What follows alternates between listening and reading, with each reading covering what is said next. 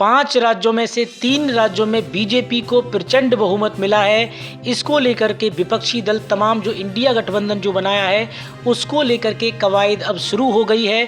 2024 की तैयारी में इंडिया गठबंधन ने अपनी तैयारी शुरू कर दी है। विपक्षी पार्टियों के अलायंस इंडिया गठबंधन की चौथी बैठक को लेकर कई दिन से चर्चाएं चल रही थी। इसी बीच एक बार इसको पोस्टपोन कर दिया गया था। हालांकि अब पार्टियों की बैठक की तारीख का फैसला हो गया है। कांग्रेस के वरिष्ठ नेता जयराम रमेश ने सोशल मीडिया पर बताया कि इंडिया गठबंधन की पार्टियों की चौथी बैठक नई दिल्ली में 19 दिसंबर को होगी। ये बैठक दोपहर के 3 बजे शुरू होगी। आपको बता दें कि इस बैठक में सीट शेयरिंग को लेकर भी फैसले किए जा सकते हैं। तो यहाँ पे एक सबसे जो अहम सवाल है वो सीट शेयरिंग को लेकर के है। वहीं सूत्रों की माने तो समाजवादी पार्टी और कांग्रेस के बीच सीट शेयरिंग को लेकर चल रही गतिरोध जो है वो खत्म हो गया है। इससे पहले जब इंडिया गठबंधन की बैठक होनी थी तो ममता बनर्जी ने कह दिया था कि उन्हें इसकी जानकारी नहीं है। ऐसे में उम्मीद थी कि इस बैठक में टीएमसी पार्टी की नेता ममता बनर्जी और समाजवादी पार्टी के नेता अखिलेश यादव और नीतीश कुमार शामिल ना होते, इसलिए बैठक की तारीख को आगे बढ़ाना पड़ा। वहीं बता दें कि 5 राज्यों के परिणाम यानी 3 दिसंबर को इंडिया गठबंधन की बैठक बुलाई गई थी। 3 दिसंबर की तारीख के बारे में फैसला केवल 3 दिन पहले ही लिया गया था। ऐसे में पार्टियों के पास इस बैठक के लिए समय निकालने का मौका नहीं था।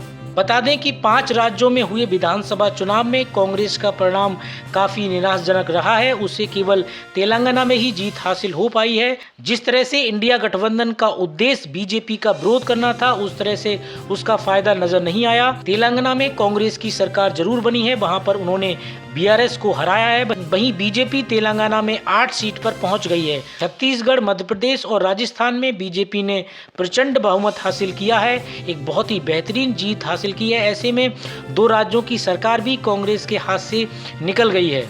इसी बीच 2024 के लोकसभा चुनाव को लेकर सभी पार्टियों ने अपनी तैयारियां शुरू कर दी हैं। लोकसभा चुनाव में बीजेपी के खिलाफ मिलकर लड़ने की बात करने वाले इस इंडिया गठबंधन पर सवाल भी खड़े होते हुए नजर आ रहे हैं।